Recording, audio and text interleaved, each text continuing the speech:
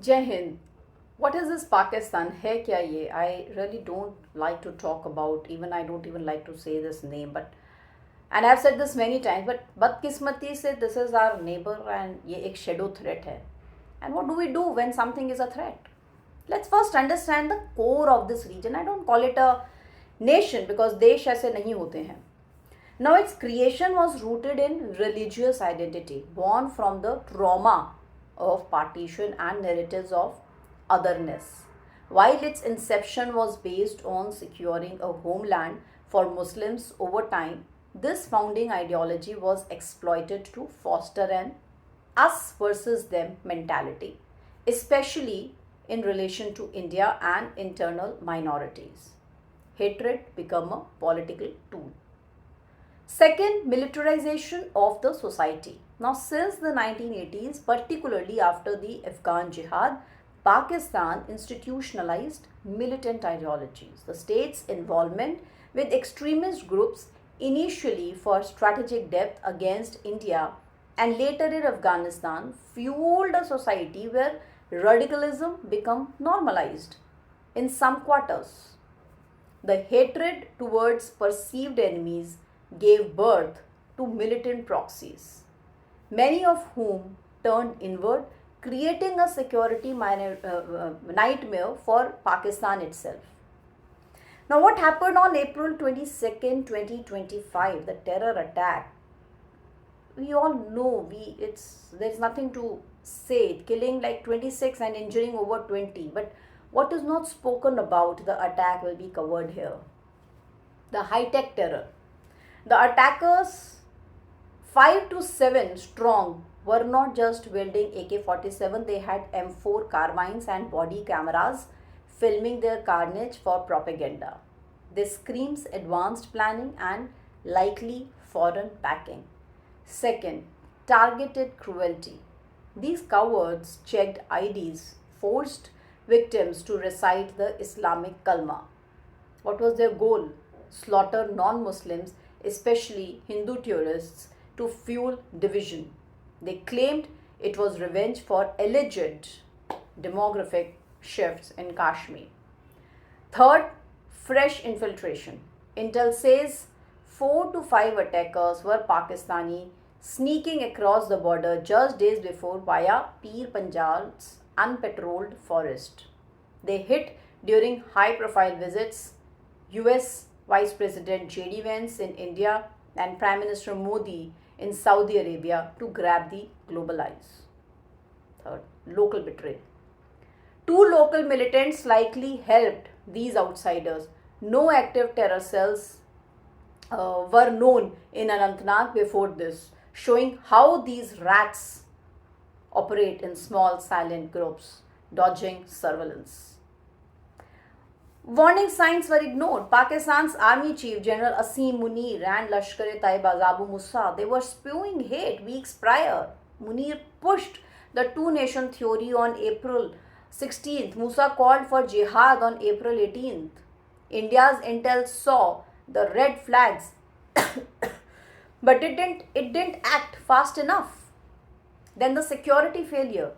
Pahalgam, with 2.9 million tourists in 2024, had zero security posts on the 5.5-kilometer Besaran track.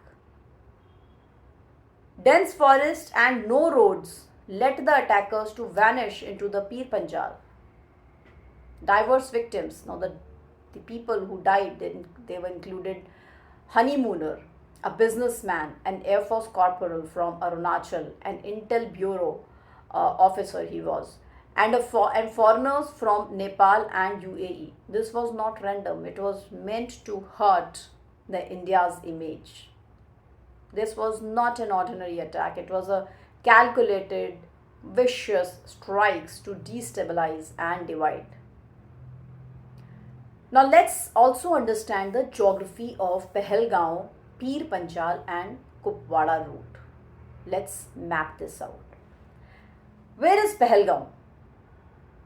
It's a stunning town in Anantnag district, Jammu and Kashmir, 50 kilometers southeast of Srinagar, sitting at 2740 meters. It's hugged by the Lidar River, pine forests, and Himalayan peaks. Now, Baisaran Meadow, where the attack happened, is 5 to 6 kilometers southeast of Pahalgaon, only reachable by foot, horse, or ATV. Perfect hideout for such terrorists. How close to Pir Panjal? The Pir Panjal range, a hugged Himalayan barrier, it runs northwest to southeast, splitting the Kashmir Valley from Jammu. It got passes like Hajipir, 2637 meters, and it stretches into the Pakistan occupied Kashmir. Now let's understand the distances. This Pahalgam is practically on the Pir Panjal's eastern edge, about 50 to 70 kilometers from the line of control with POK. The attackers fled to the ranges, high passes using dense forest and glacial trails. Actual infiltration routes could stretch 80 to 100 km through tough terrain. These paths link Pahalgaon to militant hotspots like Kishtwar and Kokema. Now, why all these things matter? The Pir Panjal's unmonitored ridges, they are the terrorist highway. The attackers likely crossed from POK, hit Baisaran, and melted back into the range. Pahalgaon to Kupwara route, when we see Kupwara is a northern district near the LOC, is known for infiltration point. It's 140 to 160 km northwest of Pahalgaon by road. I'll also just make you aware about the road path. Now, Pahalgaon to Srinagar is 50 kilometers. That's 1 to 1.5 hour via NH 501 through Anantnag. Srinagar से Kupwara is 90 से 110 kilometre, जिसमें कि 2.5 से 3 घंटा लगता है via NH1 through Baramulla. So total 4 से 5 घंटे लगते हैं डिस्टेंस को नेविगेट करने में, which is 140 to 160 kilometres. And security checks जो होते हैं that slows down the entire navigation और the process of the walk और the route. Now, what is the militant route? Terrorists skip these roads using jungle trails and passes. This could stretch to 200 plus kilometer, taking days. So, the Pir Panjal connects South Kashmir, Pahalgaon to northern areas, but Kupwara's LOC sectors, example Tangdhar, are heavily guarded. So, the attackers likely aimed for POK, not Kupwara. Now, a simultaneous infiltration attempt in Uri near Kupwara happened hours after the attack, showing a coordinated plan to stretch Indian forces thin. Now, this geography is actually a terrorist's, playground. Forest passes and proximity to the LOC makes it a constant threat. Now, what is the Pakistan's message to UAE? Pakistan's stance is, the Foreign Office, it has issued a generic condolence for the 26 dead, but denied the involvement with some officials, disgustingly also calling it a revolution or false flag by India. What is the UAE's reaction? The UAE has certainly condemned the attack and expressed solidarity with India alongside the United States and Russia, Iran, and even Saudi Arabia. And one UAE citizen was also among the victims, which likely sharpened the response. So, now let's also understand this Sunni issue. Both Pakistan and UAE are Sunni majority, but their geopolitics differ. The UAE, a global trade hub, has warmed ties with India, investing heavily in trade and counter-terrorism cooperation, whereas Pakistan backs groups like Lashkar-e-Taiba, whose proxy, the Resistance Front, TRF, claimed the attack.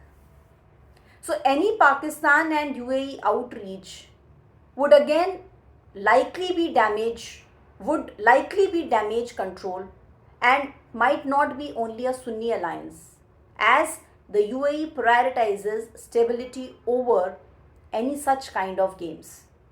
But maybe, this is my personal analysis, Pakistan wants to send this message to UAE, being a Sunni majority nation or a Sunni majority region. Now, what's likely happening? Pakistan might privately lobby these Sunni nations like the UAE to soften global backlash, especially after India's diplomatic offensive. But with the UAE's victim and India's economic clout, Pakistan pleas would fall flat. No public Sunni solidarity message has still surfaced, Pakistan too busy dodging the blame. So if Pakistan tried whispering to UAE, it's not loud enough to hear. The UAE is on India's side here and Pakistan's playing a lost game. Now this attack was a gutless calculated hit to destabilize India, enabled by Pahalgam's vulnerable terrain and Pakistan's dirty hands. The Pir Panjal is a ticking time bomb for infiltration, and Kupwara's LOC keep the heat on Pakistan's dodging accountability. And any UAE outreach is just then scrambling to save face. India's hitting back hard, suspending treaties, shutting borders will not be over. The solution is simple: target some of the division headquarters of Pakistan army and remove them from the hierarchy. 80,000 migrants are in Jammu Kashmir who are reinforcing these terrorists. So खत्म नहीं होंगे ये इतनी जल्दी. Religion is different. Our religion is different. Our customers are different. Our traditions are different. Our thoughts are different. Our ambitions are different. ये अगर एक army के का चीफ बोल रहा है, then the army of Pakistan clearly underscores a vision of national identity deeply rooted in religious differentiation. That's all from our side on this subject. We'll keep you updated on some more deeper analysis. Jai Hind and Jai Bharat.